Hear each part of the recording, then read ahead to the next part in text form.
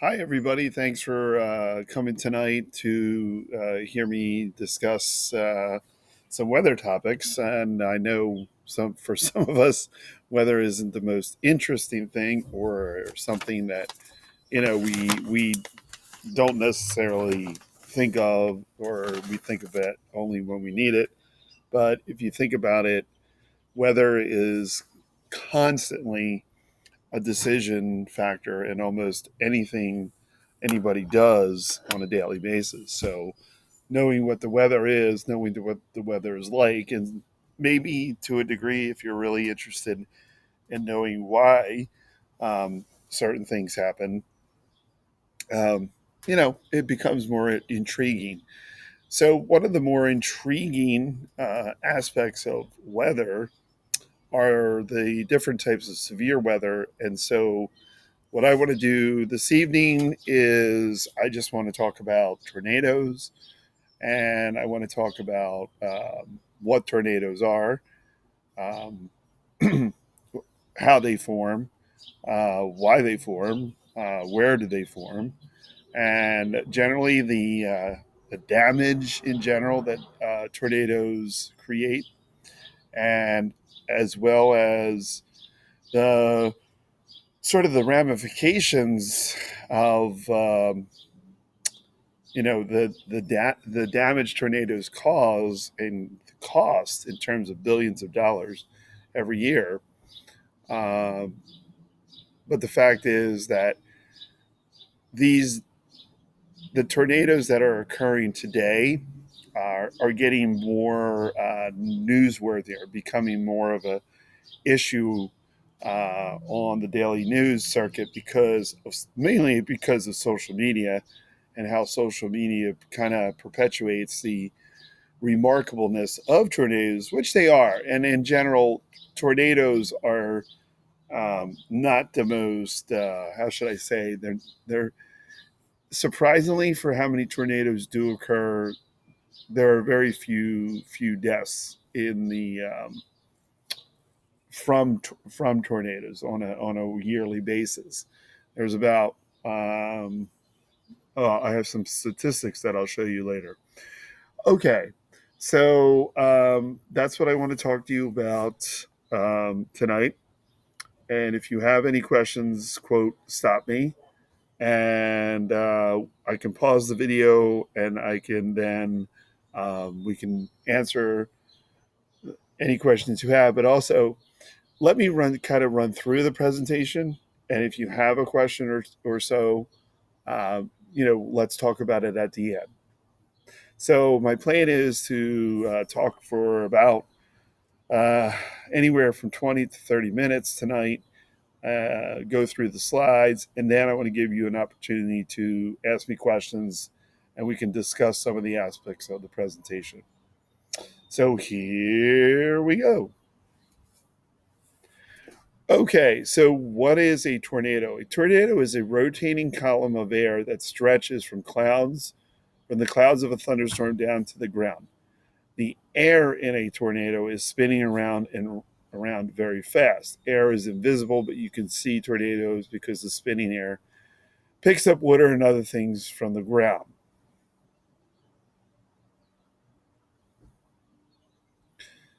So I want to kind of discuss some of the aspects of it.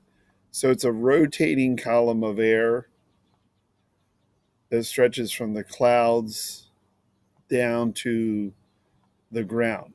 Now, sometimes you can have round vortexes that spin to the atmosphere, to the clouds, because if there's uh, downward spin of an energy that's been left from a previous tornado, um, then it can sort of reform on the ground and then spawn upwards, and you have essentially uh, a ground tornado. I mean, for all intents and purposes, now that is very rare.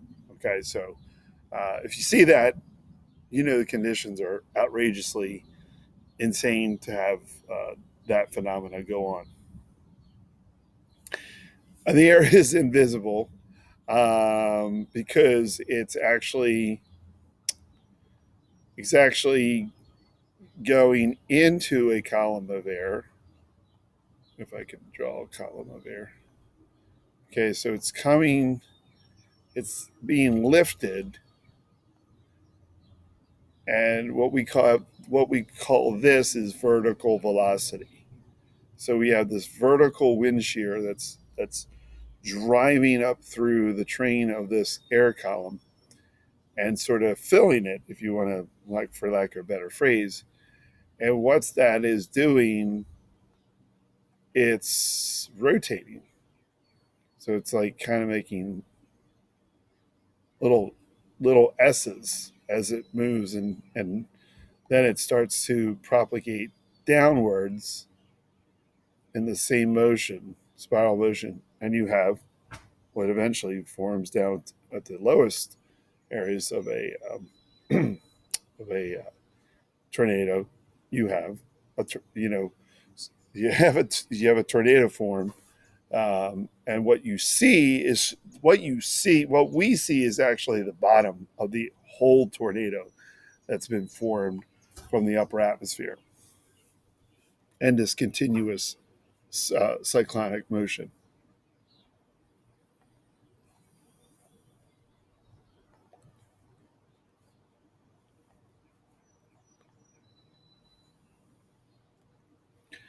Okay, so where do tornadoes form usually? Well, the main area is what's called Tornado Alley, and that's I'm sort of outlining it here. So if you want to include specific state names, South Dakota, Nebraska, Kansas, Oklahoma, and Texas are the um, main areas of tornadoes occur. But as we know, tornadoes can occur just about anywhere. They have, of course, occurred in our area. They happen all the time down in Florida on the peninsula. They happen a ton, of course, in the immediate Gulf states.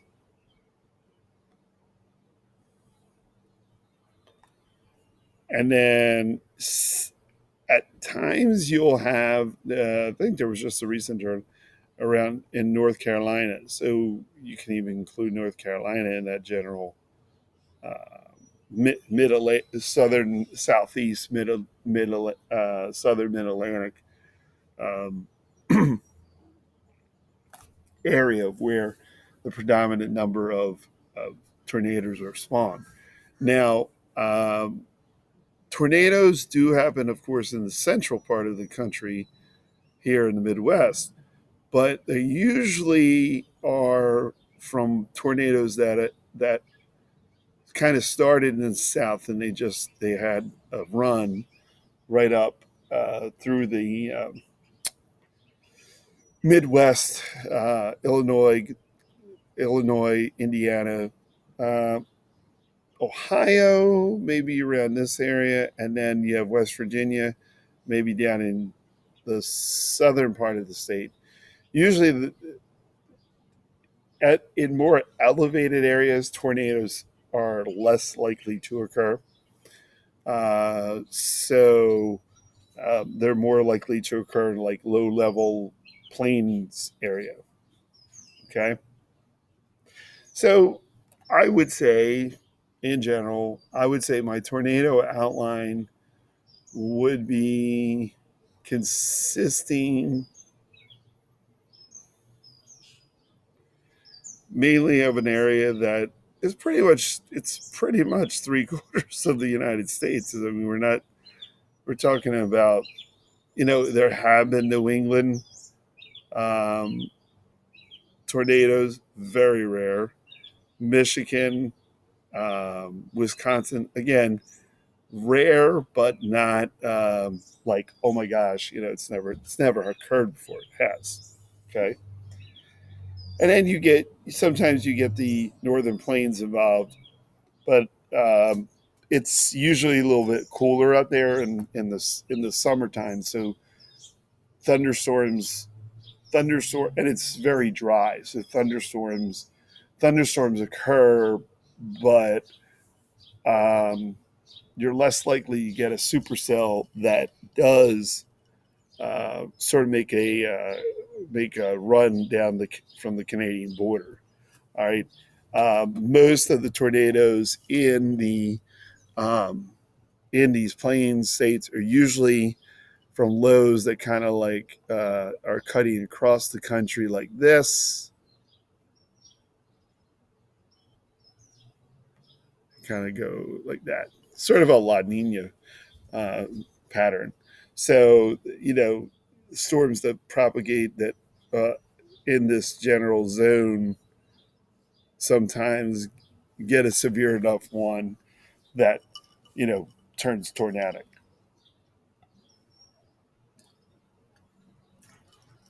So I will let you look at that for a little bit.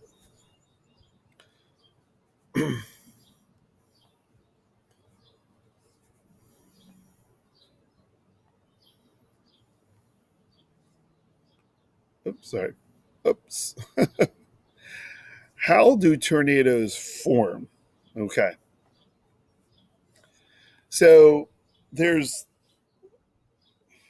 tornadoes can form from the top down,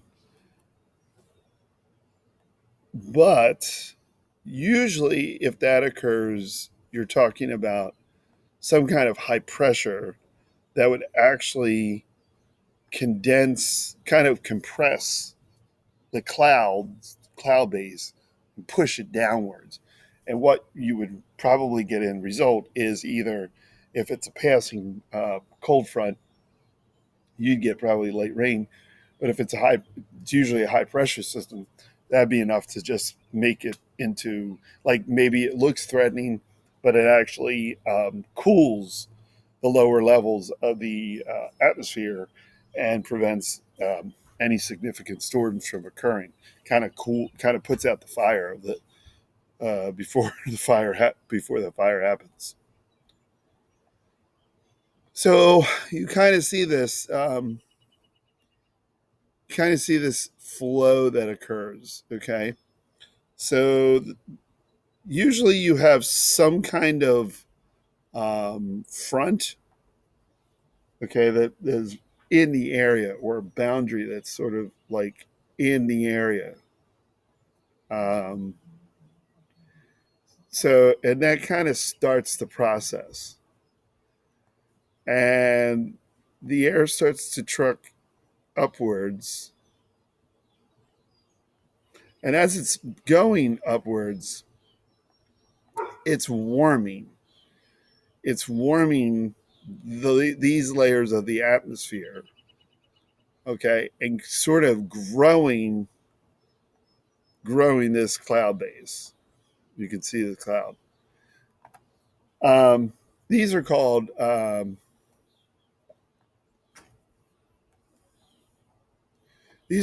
anvil clouds. So if you've been out on a summer afternoon and it's mildly hot, or it's hot, and you look up in the sky and you see these clouds that are billowing up into the sky.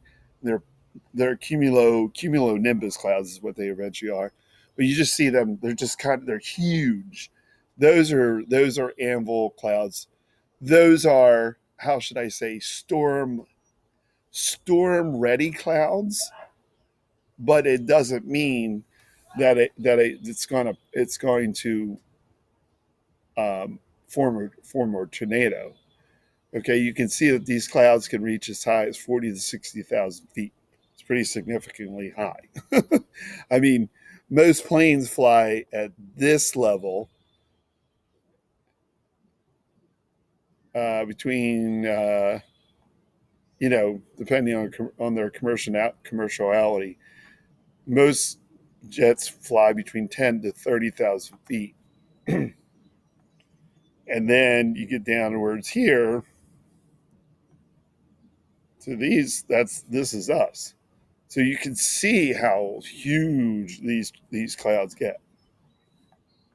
All right. So you have a boundary. You have some type of, I would say, uh, you have that kind of that fuse, and that fuse is waiting to be lit. Okay. The lighting aspect is what's called lift. You have to have some kind of lifting mechanism that lifts the air columns or the air parcels upward. Now, what this does is this is a warming process. Okay, so that kind of begins the process. If these anvil clouds are sort of there's if these are starting to rotate and rise, you can see up here they're overshooting tops that just they're starting to get very convective in nature. It's sort of, I mean, if you want to compare it to something, a boiling pot of water um, sits on top of the stove. Well, the water by in of itself is just water until you start to boil it. You have to turn the burner on, or you have to turn the top of the stove on. Uh, if you have gas, it starts to heat up, and then if you put a cover over it, you start to see the steam, kind of cover the glass. Well, that's the process here. Is this anvil cloud acts as sort of a cap to that heat rising, and it just builds, builds, builds, and eventually something is going to occur. Could be just thunderstorms. Could be just rain. Thunderstorms and thunder and lightning. It could be a multitude of things, but it doesn't always have to be a tornado, and it's not always a tornado. So you have this rotating column of air, and it sort of lifts itself, and then it kind of starts to form, in general, another rotating vortex, and that's what we call our tornado. Okay, so essentially, tornadoes begin because of these warm and moist conditions here at the surface. You could have, um, I'm going to use a heavy term here. You could have a very energetic, energy ready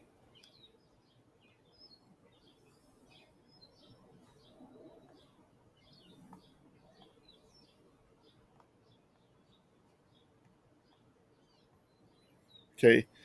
So it would include the temperature. This is sort of dew point. This is moistening. So if you have the moist conditions, that's first thing. Then if you have this lifting mechanism, which could be, and I'm going to use another term, wind shear.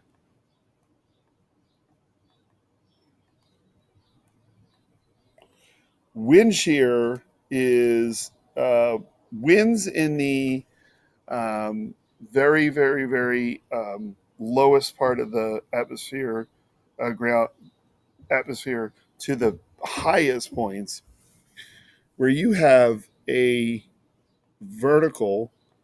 Let me go up here.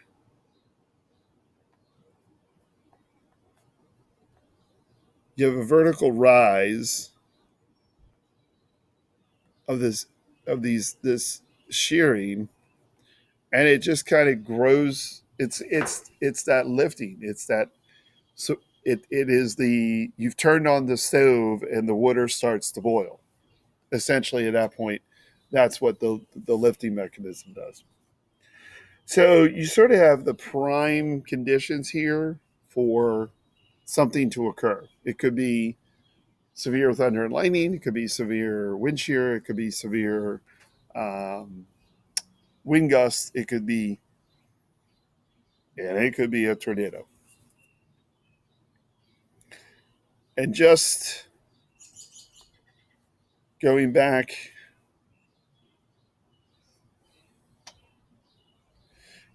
one slide, you see how this warm, moist air is coming up from the Gulf of Mexico, and you have this continental polar air diving down from the northern plains. Okay, well, this is another reason why they call it Tornado Alley, because you have this kind of line where these two air masses meet.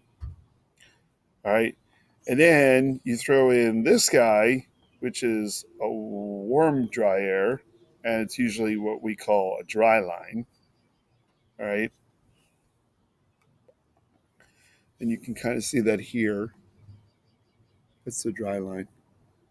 All right, the dry line acts as sort of a kicker into all this, and that is, sort of adding. And it's sort of like you're turning up the temperature now of your stove. That is what that warm, dry air is doing.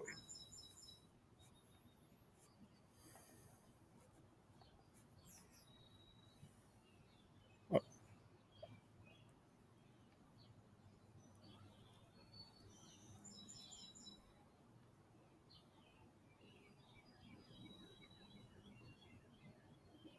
sorry about that. Okay, so the tornado has formed. Let's just say, all right,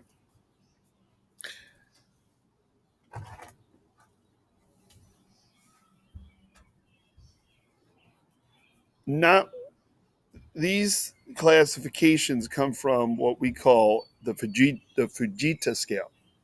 Okay, now the Fujita scale was made many years ago by Dr. Fujita, and he developed this classification system based primarily on wind speed, okay, and strength.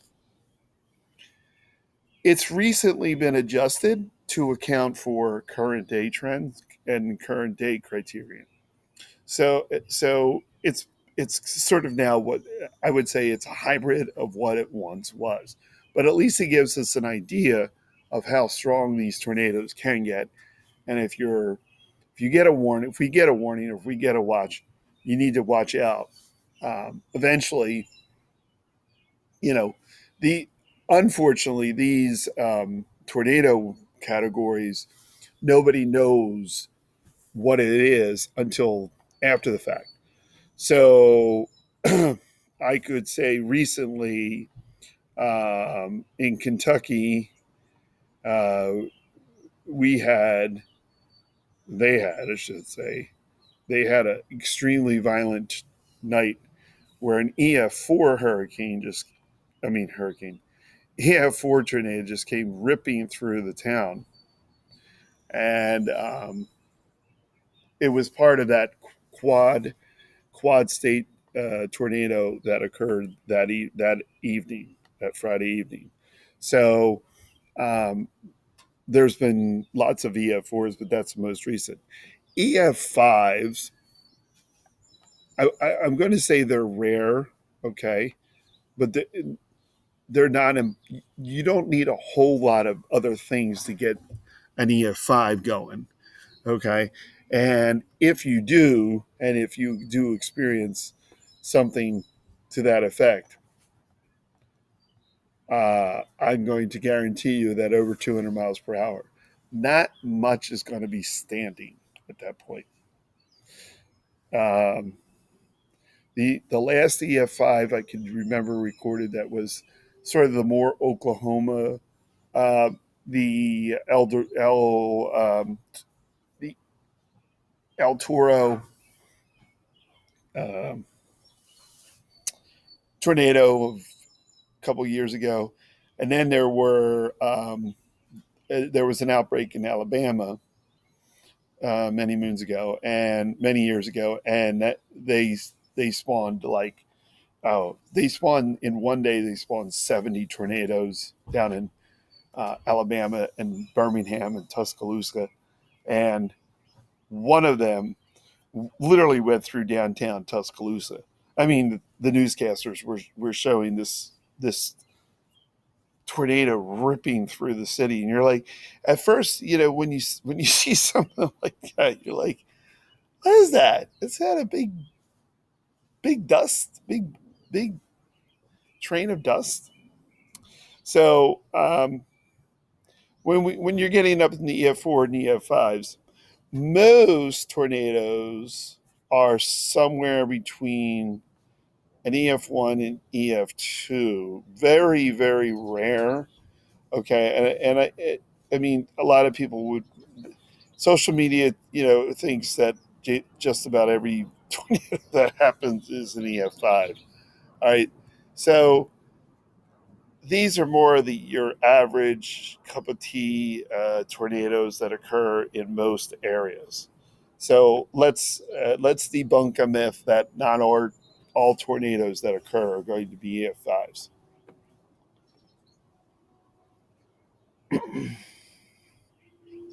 So the question is how big they can get, how big can they get, and the answer is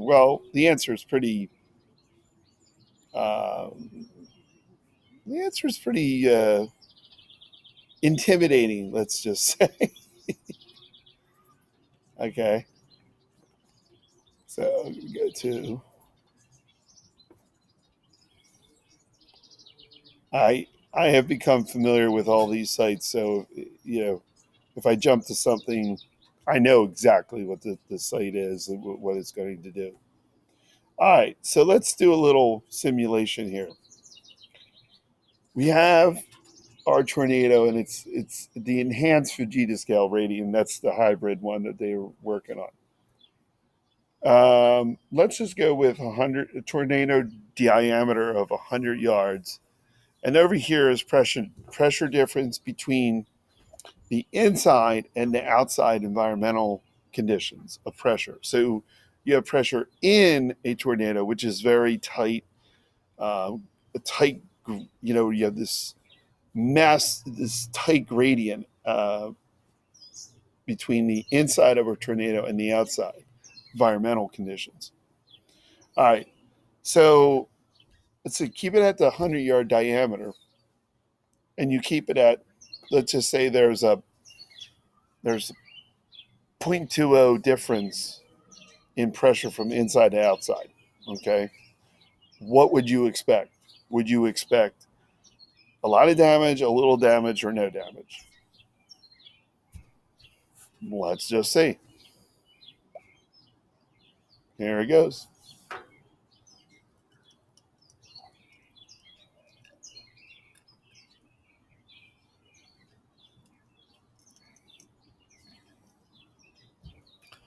Okay, so there was very little damage.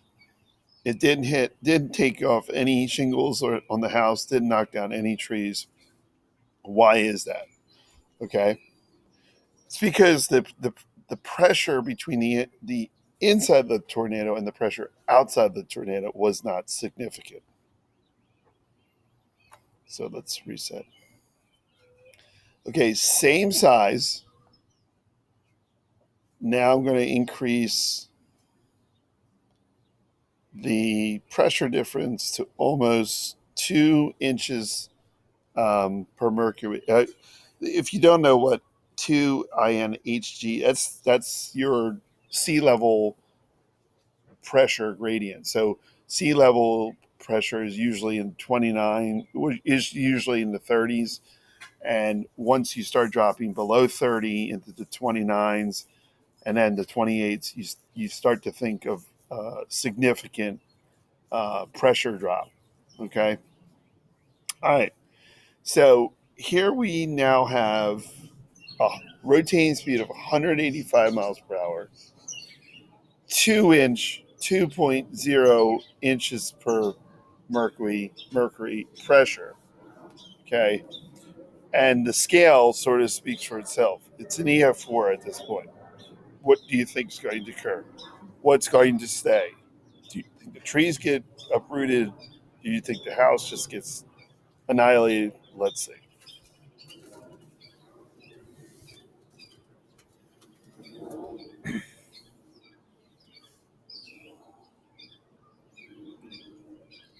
Yeah. Well, there you go.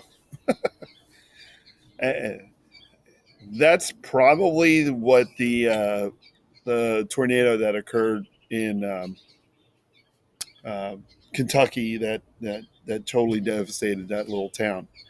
Uh, so okay, so now I'm going to just put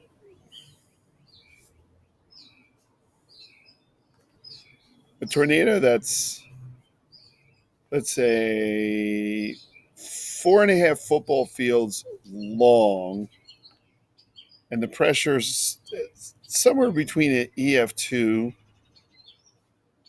and an EF3. Let's just EF3.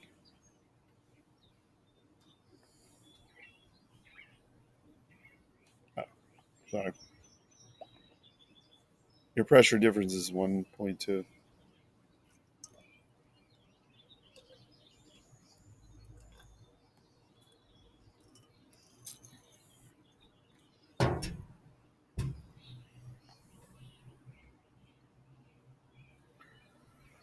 So you have complete annihilation.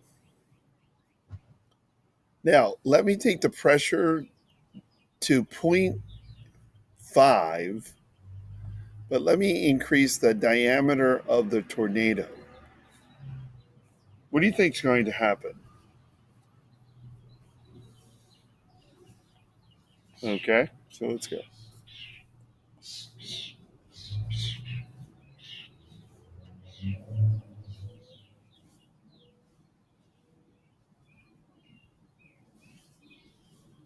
Isn't that amazing?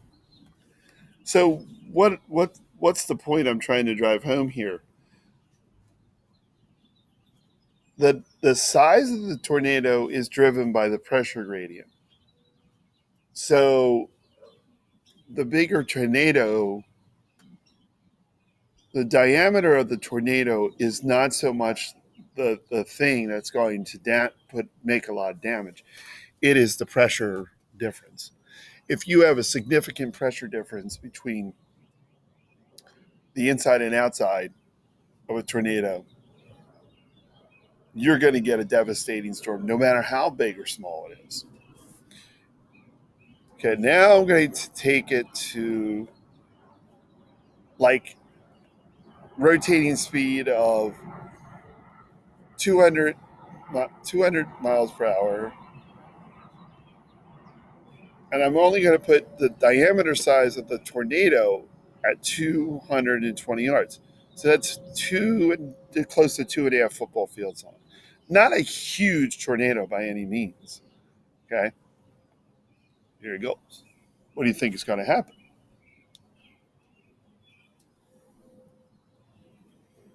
Yeah, that was to be expected, wasn't it? So, in essence, it's not how big the tornado gets, it's the pressure difference. Now, you're not going to know that unless, you know, the NOA has put a product out there that says there's a there's a huge pressure difference between inside and outside of the tornado. That's when you know how much damage it's going to cause.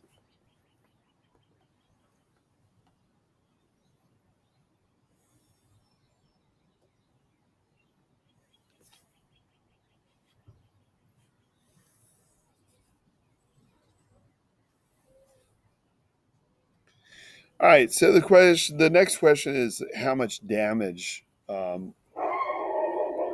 does a tornado do in terms of? We just saw damage in terms of the actual uh, to houses, to trees, and such like that. But let's look at tornadoes. This is a tornadoes as a whole and how much damage they create economically, socially, personally, etc. All right, so this is a tornado report for 2022. This goes to April. Okay, well, two months ago. Well, really, a month and a half ago. No, it would be 2 months at this point. Sorry. Okay, so you're seeing that the average amount of tornadoes really hasn't significantly gone up or down. You've had some what we call anomaly years here. 2011 was huge. 2017 you had 612. Preliminary you had January through April you had 291, and so far this is kind of like, really, we've had 565 um, reported tornadoes. Uncertainty, um, maybe it's a little bit down from that, but not by much. So, what is this telling us? Are tornadoes as a whole getting more or less? I think obviously they're getting. We're having more of these. We're having more and more as the years are wearing on.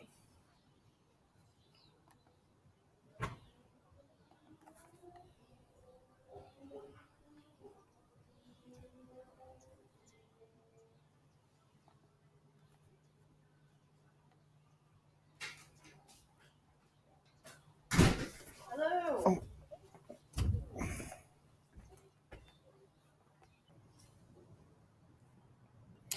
okay, sorry about that. So now, how many people actually die from tornadoes a year?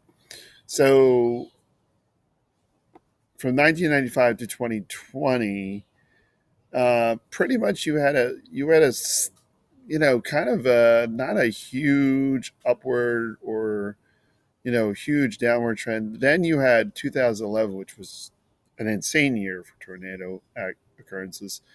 Then you had a significant drop off, and then you kind of like it remained steady. You had a couple of years to 2016 and 2018 drops, but then it has slowly risen a little bit back to sort of, I hate to say it, and I sort of, one is too many, of course, average deaths from tornadoes. So roughly, the average amount of people that die from tornadoes is actually kind of low. It averages somewhere in this um, area of 40 to 50 to 60. I would say 40 to 60 a year would be the average number. Okay. Now you're going to have your oddity years. You're going to have a 2011. You're going to have a 2008, okay, year. But most years you're gonna stay pretty much under, let's say, under 100, just to keep it, somewhere where we can all kind of figure it out. Now, why is that? Because tornadoes really just do damage to structures. They don't hit a lot of populated areas, but then when they hit populated areas, they hit populated areas.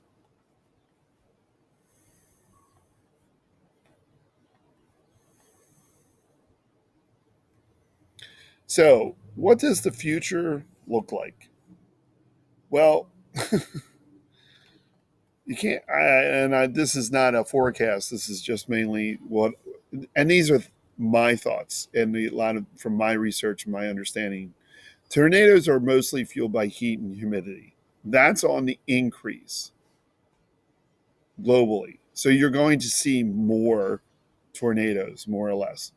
Okay. Now, the United States is really the only country in the world that really sees a significant amount of tornadoes. Very rare do you have them in Europe, rare in South America, rare, even rarer in Africa, Australia, and even extra rare in Asian countries and the Pacific Rim. So the United States is really the biggest area of where tornadoes predominantly occur. Tornadoes are doing more damage because populated areas are developing at an alarming rate. So more people you put in an area that was once desolate or rural and you build on it, populate it, you're going to have more damage, you're going to have more deaths. That just goes hand in hand. It's sort of like when a Category 4 hits New Orleans or somewhere along the Gulf Coast, and they devastated the area, and then they rebuild exactly at the same spot, and they quote build it bigger and better. Well, guess what? It's going to have more devastation, bigger and better devastation when another Category 4 hits it. Tornadoes are still not a given severe weather threat every time you have the weather conditions present. They're still rare in certain parts of the country. I think with the advent of social media, we see more tornadoes by storm chasers than we ever did. So the presentation is that there are more tornadoes happening when in reality they're they're the same as always, but we just see tornadoes more on TV and social media. It used to be we may have seen a tornado on TV like twice a year. Now they're on like every time they happen. They're on social media. They're on the storm chaser programs. I mean, they're all over the place. So um, you know, it just seems like we have more, but in essence, we're and I think I've kind of pointed that out with the statistics. In some other areas, there's been an increase in frequency of tornadoes due to climate change. Okay, whether you believe in climate change or not, I'm not going to say you should or you shouldn't. But in the Mid Atlantic, we certainly have seen more severe weather events than norm. Okay, so the Northeast, which rarely saw tornadoes, which rarely saw hurricanes or tropical remnants of hurricanes, now it feels like we see them all the time. And that's just been brought on by drought, persistent temperature rise, okay, and precipitation.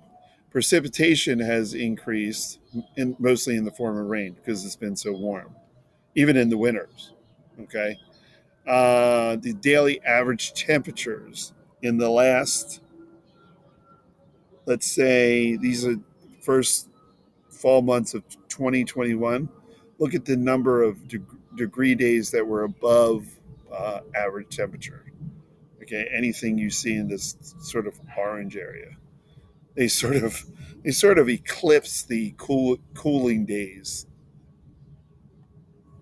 and that's evident by this average temperature departure from normal, which would be in the fall. So the fall, take the fall average and add 2 degrees more in Delaware, where I live. Add in the upper regions of Pennsylvania, you have 6 degree uh, temperature departure. So you have, you know, that, that's saying something. It says something. It's not. It's a statistic, but at the same time, it's a telling statistic. Okay, so what should you do? What should we do if we're going to experience a tornado? What should we do? Find shelter immediately. Go away from walls. Basements are preferable.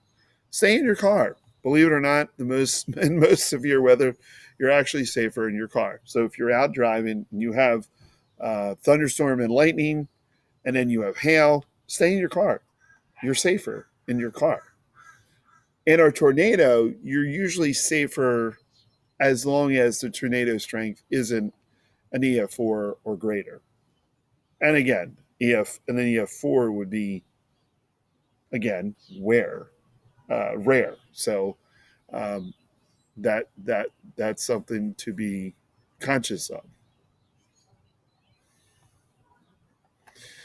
Have flashlights, batteries, weather radio for communication, Give the tornado about 30 minutes after it has left the area to totally leave your home before you go out and assess damage.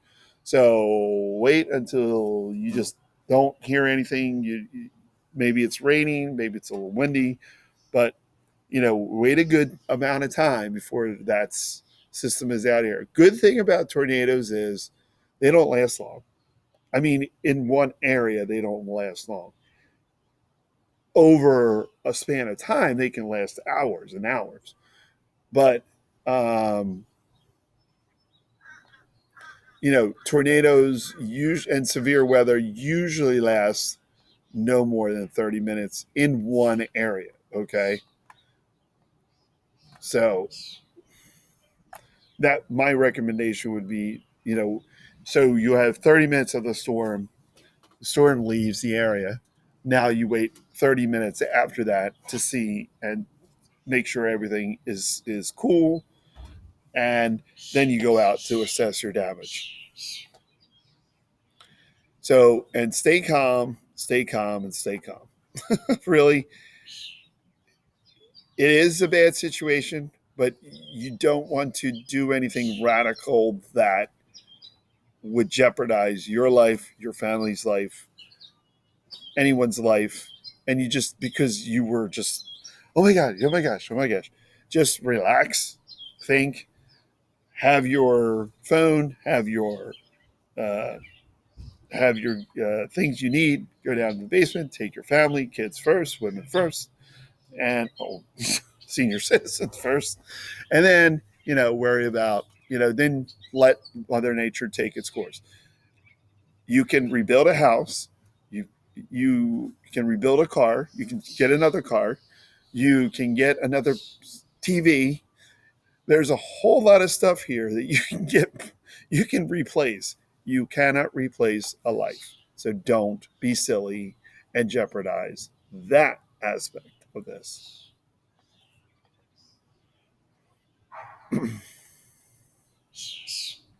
So, in general, I mean, unless you really want to experience a severe weather event close up, they're great to look at picture wise. These are from National Geographic, and you can see here this is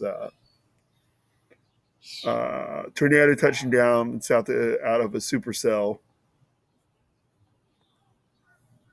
Again, shelf cloud over Childress, Texas. If you see this, you know a tornado is going to happen. Geez, chasers are crazy. And now, like, everybody is becoming a chaser.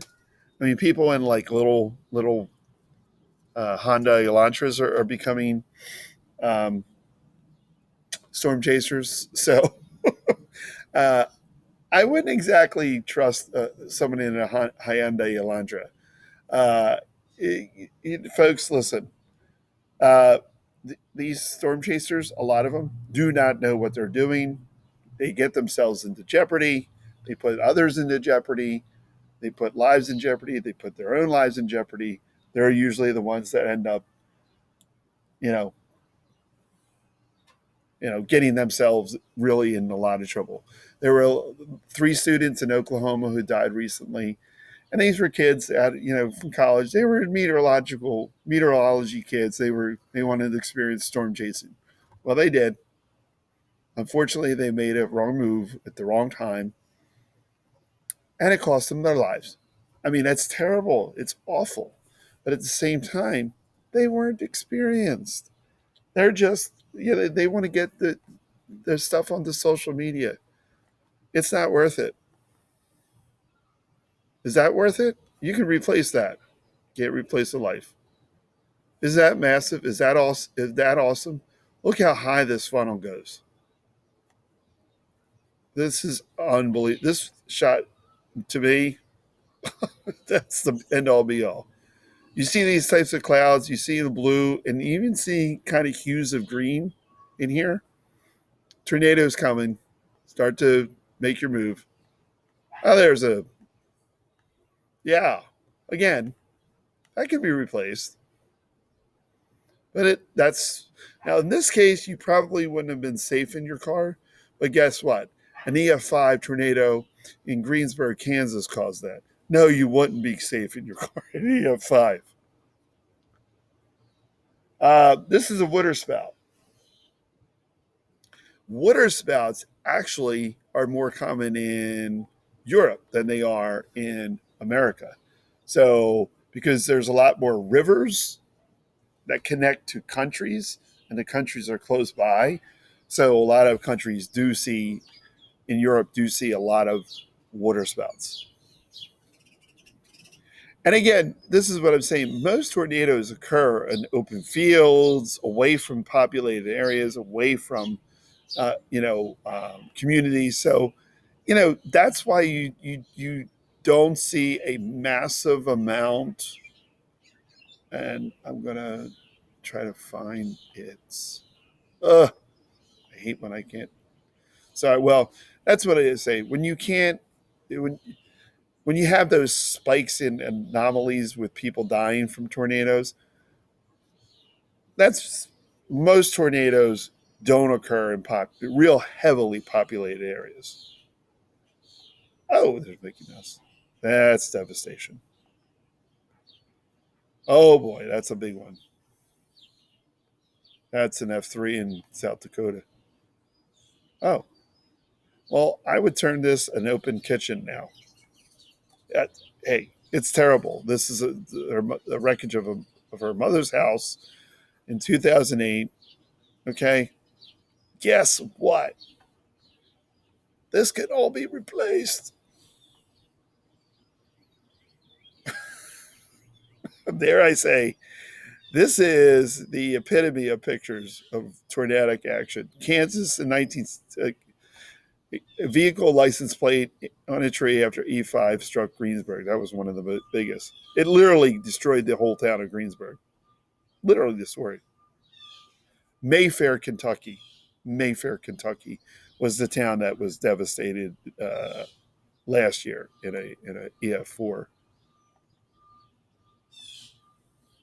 So I just want to kind of like end the presentation tonight by saying thank you, and I enjoyed pontificating. And if I was too verse, and took too much time, I'm sorry, but I get into these topics that I can really talk with you at length. All right, so I'll now take questions, and we'll just talk about tornadoes.